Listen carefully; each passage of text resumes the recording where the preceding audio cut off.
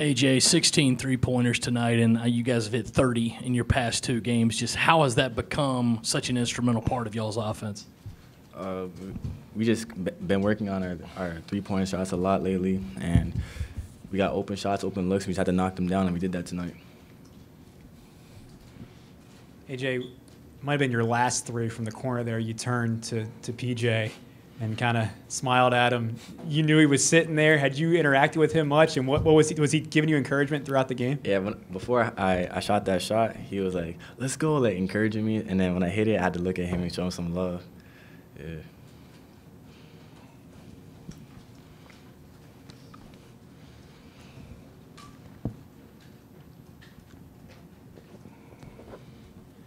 Chris, when they're shooting like that from the perimeter and then you're able to do what you do inside, just how dangerous is this offense? How much are you guys clicking over these last couple of days? Very dangerous. I mean, they make me feel like I'm not alone, you know. They've been attacking the basket off the dribble, which opens open threes. And when they're aggressive, like the defense take their eyes off me, you know. So maybe next possession after, I got to keep working. And I'm gonna end up open. So.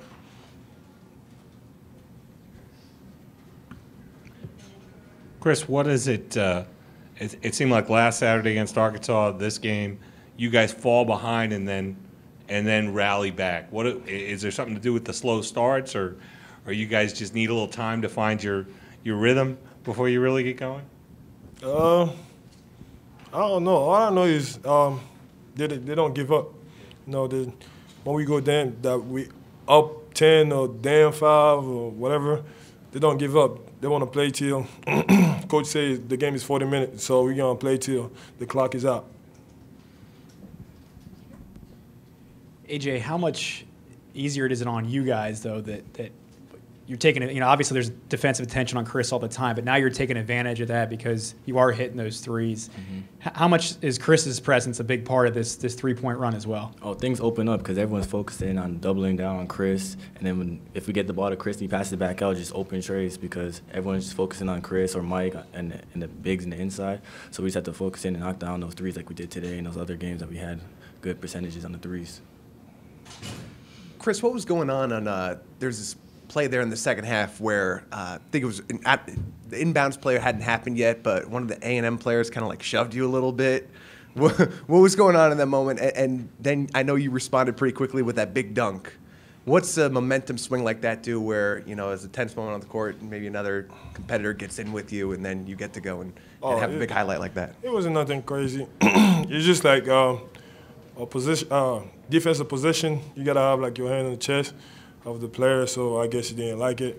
So I moved my hand, and after that he pushed me, but it wasn't nothing crazy. But, I mean, the dunk is just us playing hard, you know, the guards attacking, and I kept running the floor, and they missed the rebound and just put it back in. That's it. On Point Basketball, Drew Eubanks, Toronto, Canada. AJ, good to see you.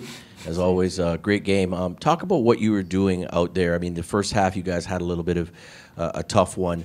What did you guys do mentally to get back in it? And then you seemed to kind of withstand anything they kind of came at down the stretch. We just had to focus in on D because first half, we didn't really have a great first half. Second half, we had to come out harder and just keep defending and defending. And then we ended up going into like one of our defenses and end up working. And we just kept the momentum flowing and flowing. And then offenses kept coming up. 3 balls came in, dump downs to the post, and we just kept finishing. And we got on our run and we just had the momentum going. With Evan's departure, it does shorten the rotation a little bit. I mean, only played 9 or 10 minutes, but I think you had 39 the other night. You played 38 today. How important is rest and things of that nature as you head down these last 6 games of the SEC season? How much can fatigue be a factor here, and how do you weigh against that? I mean, it's crucial because when Evan left, Mike had to play the 3. And so it's like the big men, we got few people to play at the big spot. And Mike got to play more minutes, and I got to play more minutes. I mean, I mean, we got to manage the time.